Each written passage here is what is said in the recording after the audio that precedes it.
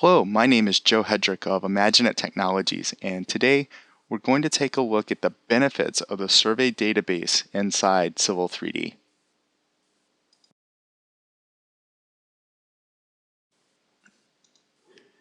Here we are inside of Civil 3D, and we're going to focus on the survey database specifically. The easiest way to access the survey databases are from the Survey tab of Toolspace. Here you'll be able to see an overall collection called Survey Databases, and then any databases that exist will be up underneath of this overall collection. If we expand this out, here's where we can start to get to the meat and the heart of what survey is tracking for us. Number one, we have a collection for import events. Civil 3D keeps track of the individual files that get imported into the survey database. And if we try to import the same file again, it will alert us with a warning message to that fact. So by default, when we import information through the Import Survey Data Wizard, it will name the import event equal to whatever file that we were importing. If we click on that and start to expand and drill down into this, we can start to see the survey networks that get created. We see figures that are created, and even which points that were created based on that particular file. Expand this out just a little bit here so we can see it easier. The same thing for the next file here. Again, I can immediately see which points, which figures. Again, figures are the line work that gets drawn and what networks they are a part of.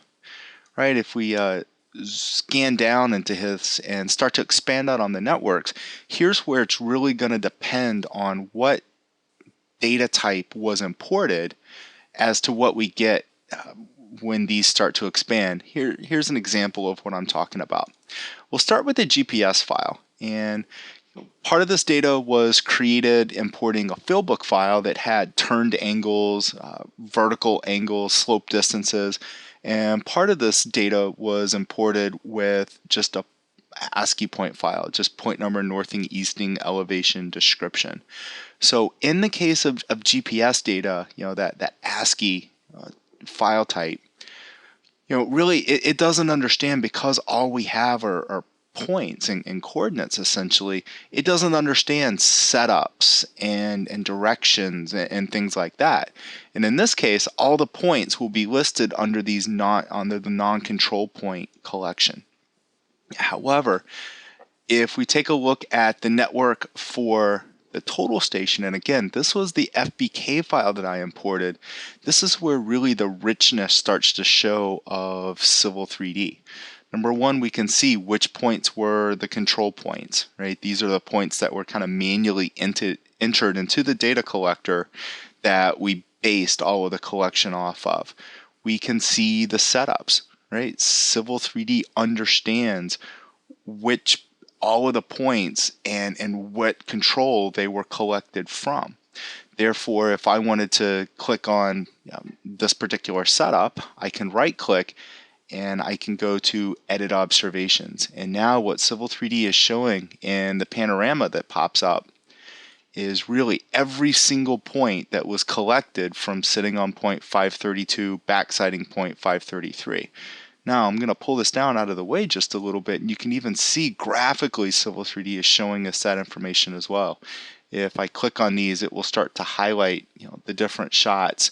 If at any point, maybe for instance, I bring this data in, get it to this stage back in the office during processing, and the party chief comes up and says, "Oh yeah, I'm really sorry, but for that point and the next two that subsequently follow it, I messed up on the target height. Yeah, I know it's set at 6, but I changed it. I forgot to tell anybody, and that really should be 7." So we can pretty quickly come through, make those changes right inside of the data here,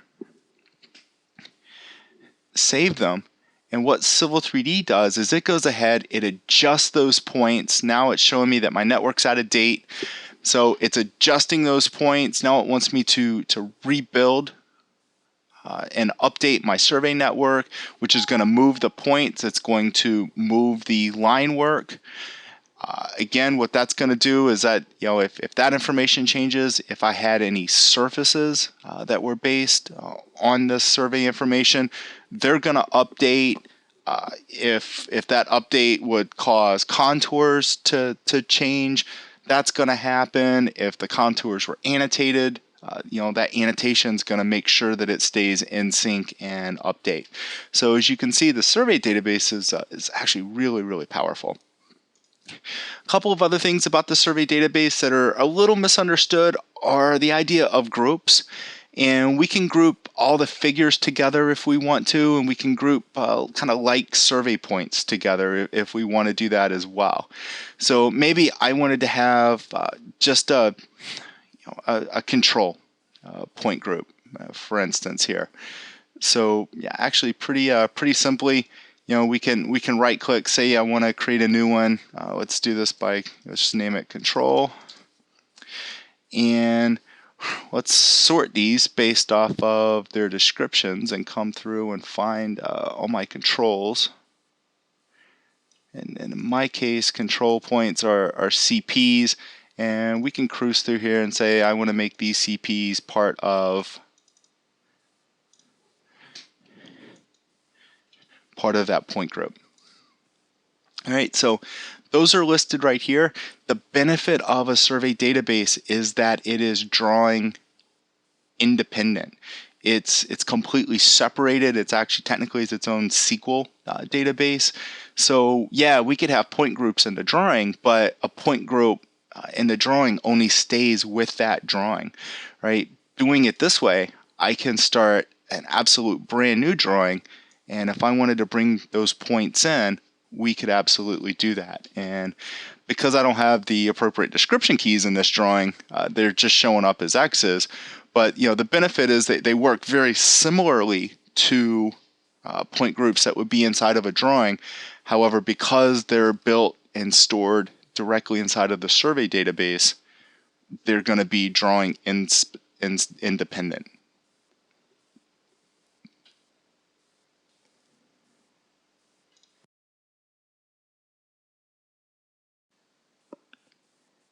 Thank you for spending the last few minutes learning about some aspects of the survey tools within Civil 3D.